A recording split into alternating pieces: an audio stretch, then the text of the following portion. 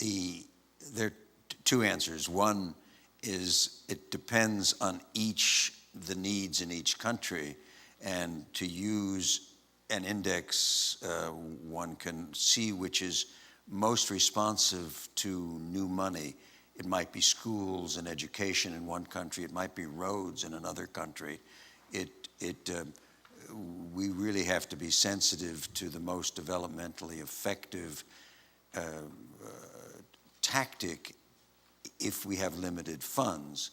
It may be that measles vaccination is the most important in Nigeria or in Afghanistan. And water is critical and going to be more critical in so many places.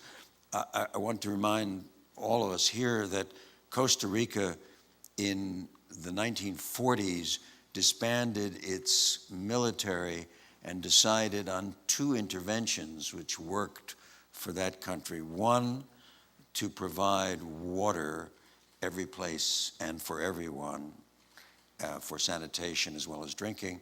Secondly, to educate girls.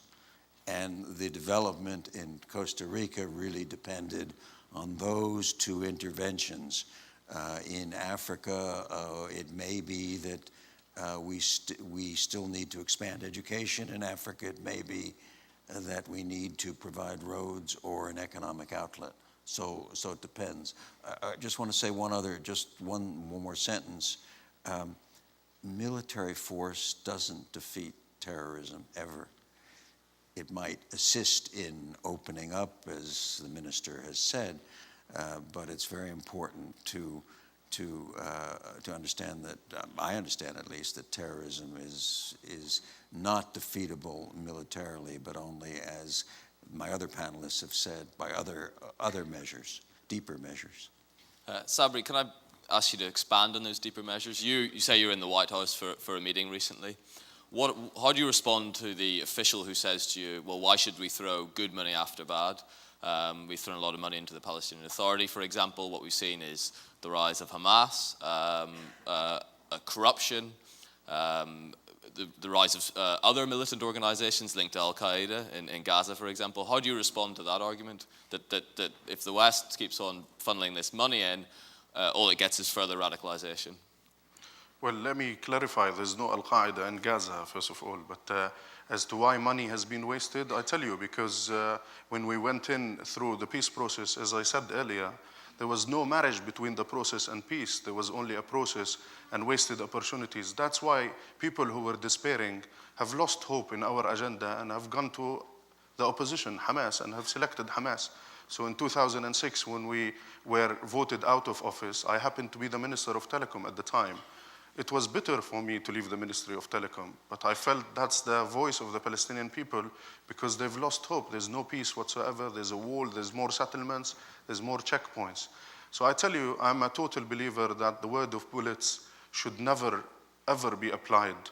And I've seen it in Northern Ireland during my student years. I've seen it in Lebanon during my childhood years. Bullets never resolve conflicts. What resolves conflicts is, as I said, let's start the soul-searching process. Let's look within. Let's read our doings and see the reactions to these doings that lead to conflicts and correct them and modify them. And let's be honest with ourselves. I go to Africa and people say, oh, shame, this is full of resources, but people don't know how to manage. People are dwelling on corruption. And you get all sorts of accusations.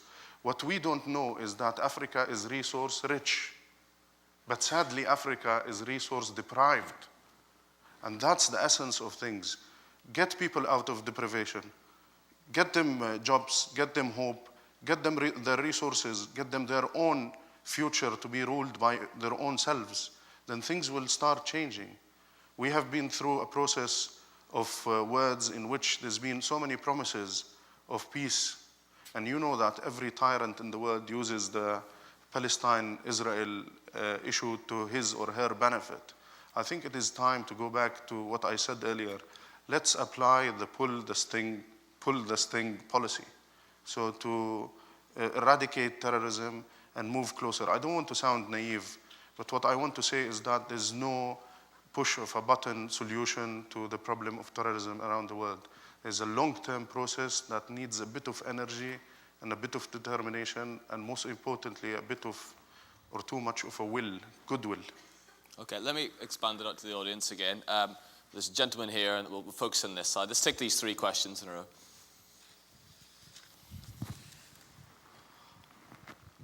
Thank you, Dr. Sebastian Gorka, National Defense University. If I may just, for the whole panel, a couple of comments, and I welcome your responses. I'd like to inject the question of sovereignty and accountability. America should sell its Patriot missiles and buy everybody laptops in Cambodia. But surely the American government is responsible, is sovereign for the people who elected the American government. It is not there to protect or educate Cambodians or build schools in Egypt. Why is it not the responsibility of those elites in those countries to protect, educate, and enfranchise their own citizens? I find it quite ironic that for 8 years this country has been lambasted for being overactive internationally, for being more involved in the world than it should be, whether it's Iraq or Afghanistan or Somalia or the Sahel. But now we want it to solve everybody's problems everywhere. It will not happen, gentlemen, because we can't even fund 2 relatively small irregular wars in the Middle East and Central Asia. You can't have your cake and eat it when it comes to global enfranchisement on America's dime. Our Palestinian colleague mentioned bullets don't solve conflicts. I beg to differ. From World War II to the first Gulf War to Kosovo, bullets can solve conflicts, and sometimes they're the only tools that will solve conflicts. And lastly, on the more generic issue of aid, as one famous economist said, aid from Western governments is really the process whereby middle-class individuals in rich countries have their money sent to rich people in poor countries. That's the story of aid. Whether it's Africa or the Middle East, it goes to the wrong people. Why? Because the local elites allow it to go to the wrong people. Your comments are welcome. Okay, and we'll take the other 2 questions here. Briefly. I'm Dr. David Chaya from the United Nations Counterterrorism Committee. And I have a question to all the panelists on the issue of, regarding the issue of aid, but specifically on capacity building programs aimed at enhancing security of all countries involved here. And I think that all countries involved here are recipients of huge amounts of capacity building programs aimed at enhancing their own security and their own capacity to deal with issues of counterterrorism, etc. And I would be interested to learn from all the panelists, what are your views about these programs? Are they efficient? Are they making change on the ground? How could they be better targeted and better reach change on the security of those countries? Okay, thank you. And there's a lady there. Yeah. Marina Ottaway with the Carnegie Endowment for International Peace. Good governance sounds good as a response to terrorism. If we think that we can be successful in promoting good governance around the world in the span of time that would be necessary in order to combat a threat which is here and now, I think we are deluding ourselves. We have the record of the international record on nation building, on promoting good governance. It's pretty bad.